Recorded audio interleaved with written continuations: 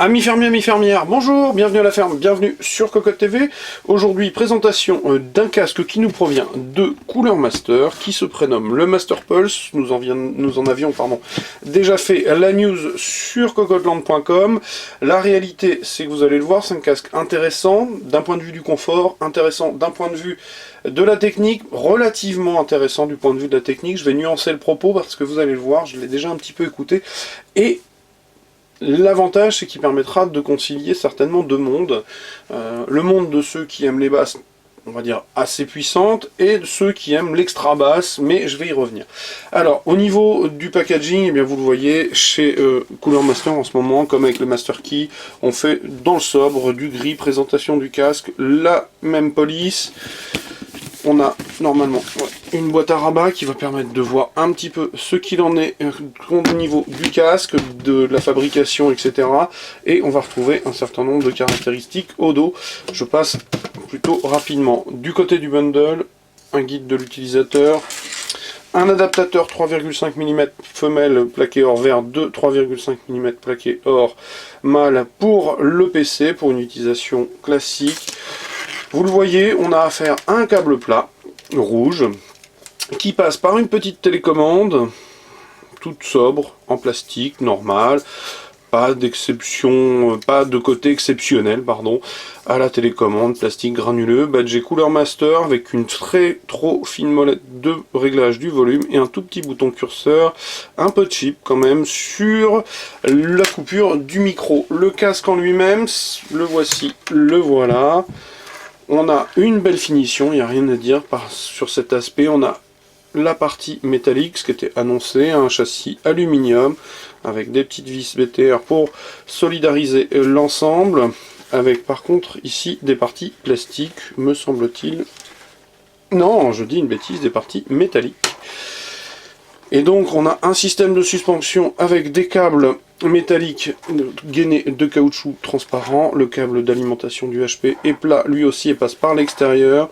Donc les arceaux, les coussins sont dotés de mousse à mémoire de forme. On a une finition un peu soft touch sur l'extérieur du bandeau, sur l'intérieur du Sky. Bref, quelque chose de plutôt esthétiquement réussi, à mon sens. Plutôt confortable, puisque je vous l'ai dit, je l'ai déjà un petit peu porté avant la vidéo. Donc, la partie métallique fait le tour de la platine en plastique aspect granuleux. C'est peut-être le seul aspect qui est un peu moins réussi du casque, à mon sens. Mais vous allez le voir, cette platine hop, se retire, elle est aimantée, et elle a un intérêt tout particulier, je vais y revenir. On retrouve une coupelle en plastique, mousse à mémoire de forme avec un Sky de bonne qualité et une toile acoustique au fond, tout ce qu'il y a de plus classique pour un casque. Alors pourquoi cette platine est-elle amovible? Eh bien tout simplement parce que si vous souhaitez avoir de l'extra basse, eh bien vous l'enlevez. Si vous souhaitez avoir de la basse un peu moins puissante, vous la remettez. Et j'étais très honnêtement dubitatif sur le fonctionnement. Je me posais la question de savoir si ça allait être vraiment efficace, et force est de constater, parce que je l'ai déjà essayé sur mon smartphone, clairement c'est très efficace. La réalité, c'est qu'avec la platine en place, on a une belle qualité de son, il n'y a rien à dire, parce que j'ai pas encore parlé du tarif, je finirai sur ce point là tout à l'heure. On a pour le tarif vraiment quelque chose d'intéressant, parce que honnêtement il n'est pas excessif, et on a vraiment un son sympathique avec les platines en place, à mon sens, sachant que, je le répète souvent dans les tests écrits, la qualité sonore ça reste quelque chose d'appréciable, je dirais objectivement, mais que le ressenti musical c'est complètement subjectif, c'est-à-dire certains aimeront plus ou moins de basse et d'autres n'en aimeront pas. Bon, la réalité c'est quand vous les enlevez par contre les platines, on se retrouve donc, hop, je l'ai coincé en dessous, je la sors, voilà. On se retrouve avec une partie mèche et un badge Cooler Master sur le centre. Et là, très honnêtement, c'est ultra basseux. Vraiment très puissant sur les basses, sans pour autant être complètement, je dirais, pas maîtrisé. C'est au contraire, c'est plutôt bien maîtrisé. Mais on a vraiment un aspect très basseux, trop puissant à mon sens pour que ce soit vraiment fidèle. Maintenant, c'est vraiment j'ai envie de le dire, typé sans les platines sub de 38 dans le coffre de la Laguna. Alors maintenant, certains aiment, d'autres moins. Moi, à titre personnel, je le trouve très bien avec les platines en place, mais ça permettra du coup, en fonction du morceau écouté, peut-être à la limite de jouer un petit peu avec ça. On retire la platine, on le met dans la poche, sachant qu'il y a quand même une certaine polyvalence au casque, puisque comme vous le remarquez, pas de perche micro, et pour cause le micro il est ici. Donc un casque que vous pouvez tout à fait porter ailleurs, sachant que un jack en 3,5 mm, c'est pas complètement impossible, c'est le moins que l'on puisse dire. Alors, du point de vue de la technique, que puis-je vous apprendre sur ce Master Pulse?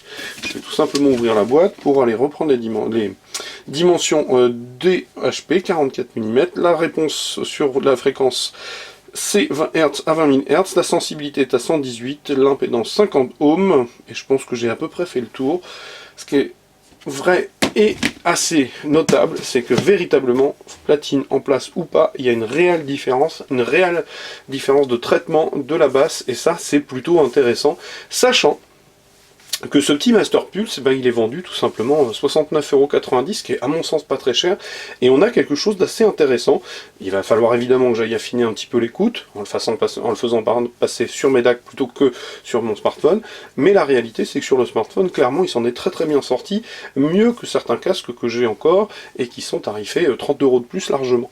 Donc il s'agissait du Master Pulse sur Cocotte TV. Comme d'habitude, je vais vous inviter à venir lire le test écrit, je vais vous souhaiter une excellente journée, et je vous dis à très bientôt, et surtout, au revoir.